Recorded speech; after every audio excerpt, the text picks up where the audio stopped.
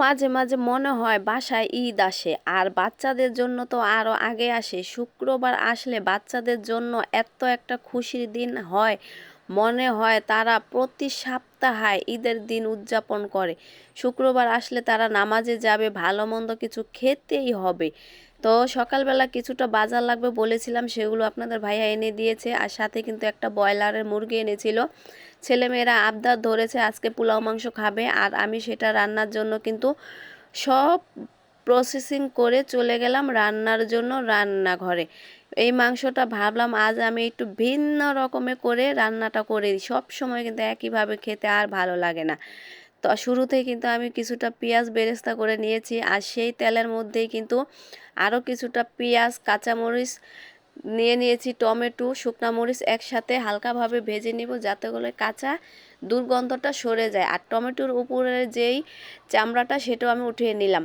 এইবার আমি দিয়ে দিলাম সেই তেলের মধ্যেই সেই মুরগির ভাজা, আর এই মুরগিটা হালকাভাবে আমি সাদা করে ভেজে নেব, তবে লবণ দিয়ে কিন্তু মেখে নিয়েছিলাম যাতে করে ভিতরে খুব সুন্দরভাবে লবণটা ভিজে যায়। এবার আমি রান্নার জন্য চলে যাব। রান্নার জন্য আবারও আমি কিছুটা পেঁয়াজ তেলের মধ্যে দিয়ে দিলাম, আর আদা পেস্ট, রসুন পেস্ট দিয়ে দিলাম, সব ধরনের মশলা দিয়ে দিলাম, হলুদের গুঁড়া, মরিচের গুঁড়া, ধনিয়ার গুঁড়া, স্বাদ মতো লবণ।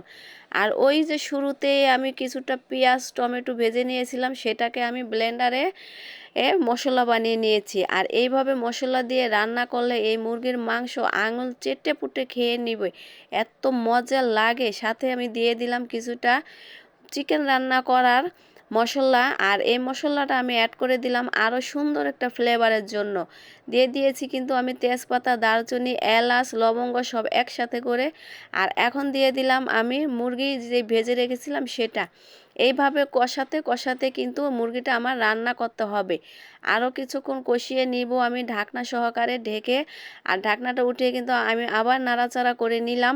এতটা সুন্দর আঠালো আর কালার হয়েছে, মাশাল্লাহ, খুব সুন্দর হয়েছে। আর অল্প আছে কিন্তু এটাকে কষাতে হবে, সামান্য পরিমাণে পানি আমি অ্যাড করে দিলাম। যাই হোক, যতই মুরগির মাংস রান্না করে খাই না কেন, এইভাবে কিন্তু রান্নাটা আসলেই টেস্ট।